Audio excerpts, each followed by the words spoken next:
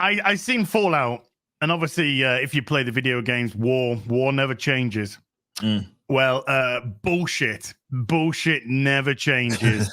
Because in the 2 weeks, we've had more soy gamer journal meltdowns. Yeah. We've had the fucking pretty much every industry. Warhammer. Yeah. Warhammer have now accepted the whole ESG, DEI, DIE, fucking 15-inch dildo up their anus. Why not piss off more customers? That's great. Well, go that's for great. it. It's the thing to do. It's the end thing. Yeah, I'm sure BlackRock and Vanguard and all that jazz. And I'm sure once the funding has dried up and they realize, because BlackRock are now $5 billion lost. Where is the rest, Skyler? Where is the money? Because of these incentives. Yeah, I'm sure that's going to work out well when they suddenly turn around, don't have the funding that they think they have, and then go, oh, hey, customers, can you come back? Please come back. Please come back. How about no? I think, me personally, that's when things are going to really get interesting because, look, as I've said a million times, the whole Vanguard BlackRock thing, that was only a temporary thing. It always was going to be. But I think what people lost sight of is that, look, are they actively... I mean, that's what the concept of the ESG thing was. They're trying to, what was the term they used? Forced behaviors, essentially. Forced behaviors. That is exactly the right term they used, yes. So that's an attempt. They're trying to do that, and that's actively. But they thought they could have both, and they still wanted to turn some sort of profit on it. That was the whole point of the investment. It's like, hey, here are these various different assets, various different companies that have long-standing customers. We can have best of both worlds. Not only can we try to influence people culturally, but also we're going to make a little money off of it. I don't think that they ever anticipated that they were going to actively lose money for a sustained period of time. They thought that those customers were baked in and they were always going to be there. So the adjustment inevitably was going to happen. And I think we've already started to see it, even with like the ESG thing. They had actively tried to move away from that terminology because it had already basically been bastardized, right? So they understand that they need to make money. Now, what I don't think the companies may have understood, I don't know how many of them did it, but I think those of which really banked on that money being consistent, that investment being consistent into them, they're in for a rude awakening for sure. And we'll be answering this question soon enough. Was it worth it?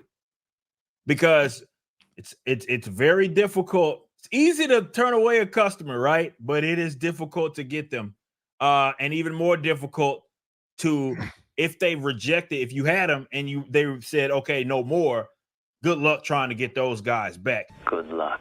That's going to be a very, very tall order. So I think, to me, that's the question. Was it worth it? And they'll have to answer that for themselves. We can try to answer it for them, but was it worth it? Just let's take Stella Blade as an example. Okay, Stella Blade is getting the most incredible amount of free publicity that it could possibly dream of, because games journalists and games media, the people who, unfortunately, but fortunately for us, unfortunately have the main platforms, or what used to be the main platforms, supported by billion-dollar corporations who are having to flog them off or sell them because they're dead.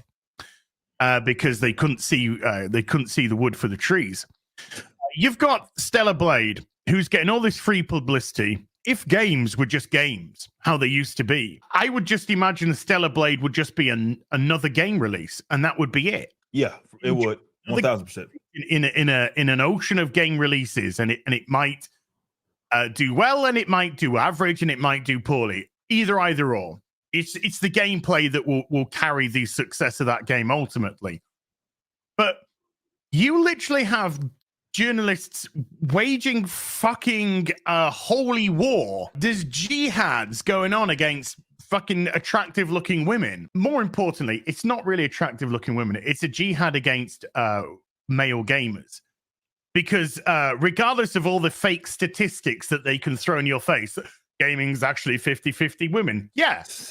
Bring in King with Candy Crush and all those mobile Sims and other shit. The missus sits on the sofa and plays as you know as you're doing something else. But you go into a first-person shooter or Warzone, you go to a Battlefield, and it's like 98% male, 98% male players. So you just imagine you're trying to push that narrative, which is fucking bullshit, and you're trying to create this fucking holy war against essentially people who aren't coming around to your way of thinking. Yeah. No matter how much power they've had, how much influence they've had, how much money they've had supporting them, the gamers turn around and gone, no. And that's why the big mad. That's why BlackRock's big mad. That's why, because the forced behavior, you can't do it. Yeah.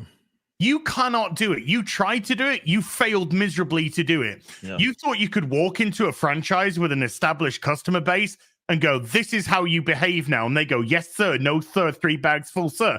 No, do you know what a gamer's going to do? It's going to call you the N-word and tell you to fuck off. Fuck off. That's what he's going to do. Yeah. Because people don't like being told what they should like. People like what they like. And we're hearing all this thing from Sweet Baby Inc. and Black Girl Gamers and all of this saying that stop giving gamers what they want. That's literally what they've said. Stop giving them what they want. Because if they get what they want, they're always going to want that. That's called business. That's called giving your customers what they want. It's a supply and demand. It's as simple as that. When you have a sweet shop, you don't let the fucking customers come in, and suddenly your sweets are all gone, and you're selling broccoli.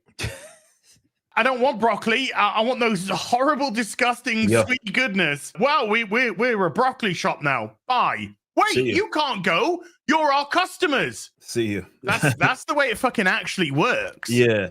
And that's the interesting thing about it. Like, you bring up Stella Blade, perfect scenario where, I mean, everything is so bad. And maybe you do see it as a sad thing because it's so bad to where Stella Blade, like to your point, was probably going to be I don't want to say run of the mill because it did look fucking good. But it was going to be a solid looking action game per se. And because things are so bad and the yes, there's the game's urinalist, but also with how, you know, we did have a chance, man, we missed so much in the last couple of weeks with Star Wars Outlaws and all of that sort of stuff.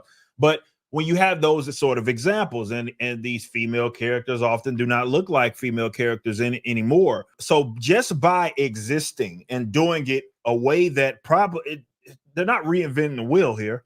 They're just doing it in a way that, for whatever reason, a lot of, particularly the Western companies, have shied away from it. So it had a way of like amplifying that game. And then you tag on I don't know what these games journalists are what they're, I mean, I guess you put it perfectly as it is. Really, they're after the male gamers, and they despise them that much that they'll go after anything that they speak favorably about. But I think the culture right now, the general atmosphere around gaming helps Stella Blade so much, and this is why so many people are stoked on that game. That game dropping. Is it Sunday that it comes out? It comes out on 24th or 26th. Okay. 26th, actually. I think. All right, cool. So next week, basically. Yeah, next Friday, I think. Okay. That is going to be a massive game. It is going to do, that game is going to do so well with its sales because it's refreshing due to the times. Thanks for watching. Right now, the Rippaverse is in the middle of our latest campaign, Yaira #1, which was written by the Saskas. Head over to Rippaverse.com, pre-order, and check out our first live-action trailer and the latest Rippaverse Studios production, Y'all Be Easy.